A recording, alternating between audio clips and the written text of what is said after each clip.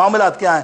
آئیے امام غزالی آخر کے اندر، امام غزالی علیہ رحمت الرضوان بہت بڑے امام ہیں، آپ نے صبر کی معاملات کے بارے میں بہت کچھ لکھا، بڑے پیارے انداز میں روایتیں بیان کی۔ آپ لکھتے ہیں کہ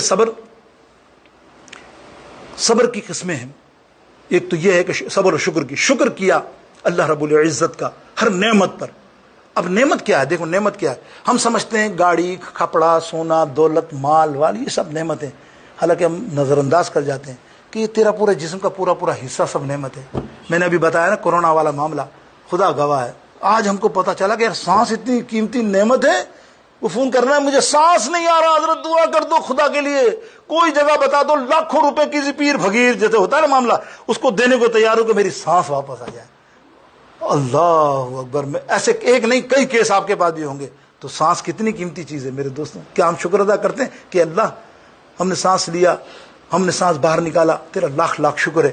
اور تم شکر ادا کرو گے تو تمہارا سانس بھی اچھا ہوتا جائے گا، تمہاری بیماری کی دعا کرو گے کہ اللہ شفا یاب دے، تیری طرف سے ہی ہر مصیبت ہے۔ اور ہمیں صبر کرنا ہے، صبر کرنا ہے میرے دوستوں، صبر کرنا ہے۔ امام غزالی کیا فرما رہے ہیں کہ اللہ تعالیٰ ارشاد فرماتا، حدیث قدسی ہے اور یہ بہقی امام بہقی بھی لائے اپنی حدیث میں، امام غزالی فرماتے ہیں کہ اللہ تعالیٰ ارشاد فرماتا ہے مومن تو ہر چیز میں خوش ہے، فائدے میں ہے، مومن مسلمان بندہ اللہ کو ماننے والا ہر معاملے میں خوش ہے۔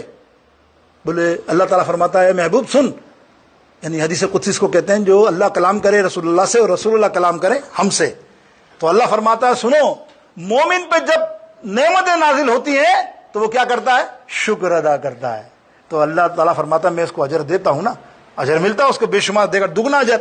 اور جب مصیبت پڑتی ہے تو وہ صبر کرتا ہے، تب بھی اس کو اجر ملتا ہے۔ تو دونوں صورتوں میں فائدے میں ہی ہے مومن، دوسروں کی بات نہیں، دوسرے مذہب کی نہیں، ہم اس مومن رسول اللہ کے ماننے والے کیسے فائدے مند ہیں۔ تو اسی پر ایک روایت ہے حضرت ابراہیم بن ادم، اللہ کے بہت بڑے ولی رحمت اللہ تعالیٰ علیہ، وہ اپنے زمانے کے بہت بڑے ولی اللہ ہیں، اللہ اکبر، بڑا نام ہے ان کا۔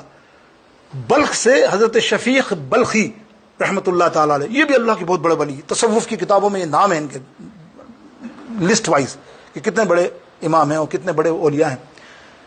تو شفیق بلخی کو خیال آیا کہ میں ابراہیم ادم سے بلخ سے جا کر ان کے شہر میں ملاقات کروں۔ وہ ملاقات کرنے کے لیے نکلے، ابراہیم بن ادم رحمۃ اللہ تعالی علیہ سے ملاقات کی نا، فرمایا ہمیں آپ سے ملاقات کرنے کے لیے ہمارا ارادہ تھا، آپ سے ہوئی۔ تو آپ نے بولا کہاں سے آئے ہو؟ بولے بلخ سے۔ تو بلخ میں شفیق بلخی کی آپ نے شہرت سنی تھی امام ابراہیم بن ادم نے، لیکن انہوں نے اپنے تعارف میں یہ نہیں کہا کہ میں شفیق بلخی ہوں، خاموش رہے۔ تو آپ نے فرمایا تم جانتے ہو شفیق بلخی کو؟ ابراہیم بن ادم کہتے ہیں کس کو؟ شفیق بلخی کو۔ آپ نے کہا ہاں الحمدللہ میں جانتا ہوں۔ بولے جانتے ہو کس پائے کا ولی ہے وہ؟ بولا ہاں۔ بولا اچھا تو اس کا اسلوب کیا ہے، ذرا مجھے اس کا طریقہ کار تو بتاؤ کہ رہنے دینے کا کیا معاملہ ہے۔ حضرت شفیق بلخی کہتے ہیں الحمدللہ نعمت ملتی ہے، اللہ نعمت عطا کرتا ہے تو شکر ادا کرتے ہیں، اور اگر نعمت نہ ملے، پریشانی آ جائے، مصیبت آ جائے تو صبر کرتے ہیں۔ سمجھا؟ حضرت ابراہیم بن ادم فرماتے ہیں اچھا بس؟ بولے یہ تو میرے شہر کے کتے بھی کرتے ہیں، یہ میرے شہر کے کتے بھی کرتے، نہیں ملتا اور دو بوٹی ہے تو تم کو ایسی نگاہوں سے دیکھو گے۔ حدیثوں میں آتا ہے کہ تم انسان کسی کو شکر ادا کرتے ہو، کسی کو دیتے ہو، اور تم اس انسان کا شکر ادا نہیں کرتے، تم اللہ کا شکر بھی ادا نہیں کر سکتے۔ وَلَا إِن شَكَرُ النَّاسِ وَلَا إِن شَكْرُ اللَّهِ، تم اگر انسانوں کا شکر ادا نہیں کرتے، نبی علیہ السلام فرماتے ہیں تم لاکھ اللہ کا شکر ادا کرو، تمہارا شکر قبول نہیں ہوگا۔ انسانوں کا شکر تو جانور ادا کرتے ہیں، کسی بھوکے جانور، بکری بچے، کسی کو خالی پانی دے دو، کوئی سامان دے دو کھلانے کے لیے، دودھ دے دو، کوئی دے دو چارہ دے دو، خدا گواہ آپ دیکھنا اس وقت اس کی نگاہیں آپ کی طرف اٹھیں گی، وہ آپ کو نہیں پتا وہ نگاہیں شکرانے کی نماز ہے، آپ کا شکر ادا کر رہا ہوگا وہ بکری کا بچہ یا بلی کا بچہ کہ دیکھو اس نے مجھے دی، تو وہ شکر ادا کرنا جانتے ہیں۔ ایک ہم ہیں کہ اللہ اکبر، انسانوں کے آپس میں کتنے احسان کر لے کوئی، شکر کے ناشکرے ہیں۔ تو کیا فرمایا آپ نے؟ جب یہ فرمایا تو بلخی کہتے ہیں پھر آپ کے اندر کیا اسلاب ہے؟ حضرت ابراہیم بن ادم، ہمارے یہاں تو یہ ہے نا کہ صبر پہ اپنا شکر پہ، نعمتوں پہ شکر کریں، اور صبر مصیبت آ جائے تو صبر کریں۔ تو آپ کے یہاں کیا ہے ابراہیم بن ادم؟ سنو حضرت ابراہیم، جو میں نے پہلی بات بتائی تھی نا سرکار کی حدیث قدسی، اس کو جوڑو۔ آپ فرماتے ہیں حضرت ابراہیم بن ادم ہمارے یہاں یہ ہے کہ جب ہم کو اللہ نعمتیں عطا کرتا ہے ہم شکرانے ادا کرتے ہیں، شکر ادا کرتے ہیں، اور جب مصیبت پڑتی ہے صبر بھی کرتے ہیں، پھر بھی شکر ادا کرتے ہیں۔ یہ ہے کمال کہ مصیبت پڑے پھر بھی شکر ادا کرو، اللہ تیری آزمائش ہے۔ دیکھو کربلا کے میدان کو، دیکھو امام علی مقام کو، کیا کیا مصیبتیں نہیں پڑی، تو مصیبتوں میں صبر تو کیا، صبر نہیں کیا، شکرانے کا سجدہ بھی کیا، شکرانہ بھی ادا کیا۔ یہ ہوتی ہے کمال کی بات، شکر ادا کرنے والا، یہ اللہ کی بارگاہ اقدس میں محبوب اور بلند مقام آنے والا۔ آج ہمارے گھروں میں بھی 1 منٹ اور، بہت لمبی تفصیل ہے لیکن 1 منٹ اور آپ سے تھوڑی سی، آج کے وقت کے حساب سے ہم اپنے بچوں کو رزق کی قدر نہیں کرواتے، یہ بھی بہت بڑی ناشکری ہے۔ ناشکری کا بتا دیا ہم نے، کفر کے قریب، علماء نے منع فرمایا کہ کفر نہیں ہے وہ والا کہ اس دین سے خارج، لیکن اتنا کفر تو ہے کہ اللہ کی ناشکری کرنے والا اللہ کا پسندیدہ بندہ نہیں، اللہ کو وہ پسند ہی نہیں جو ناشکری کرتا ہو۔ لیکن یہ ہم اپنے بچوں میں بھی تربیت، آج کے دور میں جتنے معاملات آ گئے ہیں دنیا بھر کے ڈشوں کے، دنیا بھر کے لاکھوں ڈشیں آ گئی ہیں، کچھ کے تو کیا ہزاروں کے نام تو مجھے نہیں پتا، شاید تم لوگوں کو بھی نہیں پتا ہوگا، فلانی ڈش ہو، بچوں کو پتا ہوگی۔ بچہ تمہارا روٹی سالن دکھتا ہے، no no no, why no no, I don't like, I want pizza, I want فلانا، آئی وانٹ فلانا، دیٹس اٹ۔ میں صحیح کہتا ہوں نا، وہی ناشکری ہے، وہ تم سکھا رہے ہو۔ اور ایک دفعہ اس کو سختی سے کہتا ہوں، اللہ کی رزق ہے یہ، خبردار۔ میرے رسول اللہ صلی اللہ علیہ وسلم فرماتے ہیں کہ تمہارے دسترخوان پہ، سنو حضور علیہ السلام کی حدیث پاک، صحیح ان کی حدیث مسلم شریف کی، کہ دسترخوان پہ تمہارے دانے گریں، جو اس کو اٹھا کر کھائے گا اللہ اس کو دگنا رزق عطا فرمائے گا۔ یار اس سے بڑھ کر کیا ہو، کتنی قدر ہے رزق کی، اور ہم بے قدری۔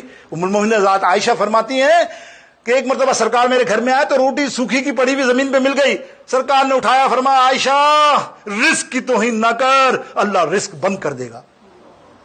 اللہ پھر اس گھر میں رزق نہیں دیتا جو اس کی ناشکری کرتے ہیں۔ اندازہ کیا آپ نے، اور ہمارا کیا حال ہے، شادیوں میں براتوں میں اتنا بھر لیں گے، کیوں بھرتے ہو یار، کھاتے نہیں ہو تو پھر پھینک دیتے ہو۔ یہ تمہارا پھینکنا پتہ چلے گا اوپر، آپ کو ایک ایک دانے کا حساب لے گا، اللہ نہیں چھوڑے گا۔ یہ اللہ نے وعدہ کیا ہم سے کہ تمہارا ایک ایک چیز کا حساب ہوگا۔ تو ہم بچوں کو کیا سکھاتے ہیں، کیا قدر سکھائی؟ حضرت بہلول دانا بادشاہ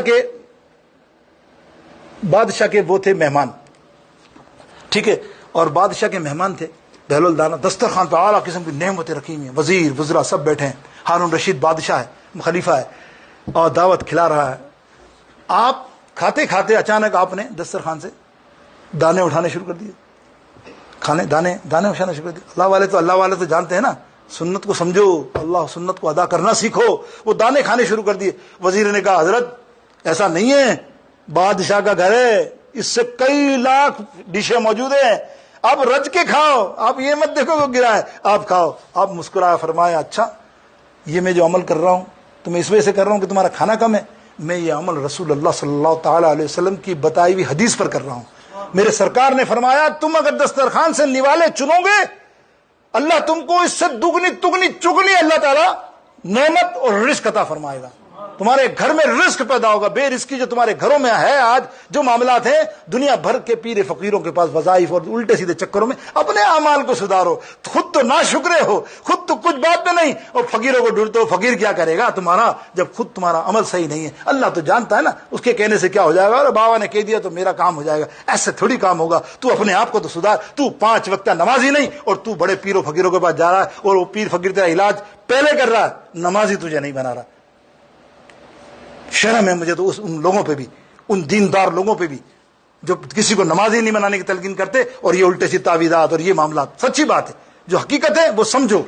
تم اللہ کی طرف 5 ٹائم جھکو گے نہیں تو اللہ نعمتیں کہاں سے تمہیں دے گا؟ تم تو کفران نعمت کر رہے ہو۔ تو اب وہ بچے کیا، میں سمجھا رہا تھا کہ حضرت بہلول دانا رضی اللہ تعالیٰ عنہ، سبحان اللہ، کھانا آنا کھایا، باہر نکلے تو بادشاہ نے اپنی جیب سے 1000 اشرفی سونے کی نکالی پٹلی، کہ حضرت یہ 1000 دینار ہے آپ کا ہدیہ۔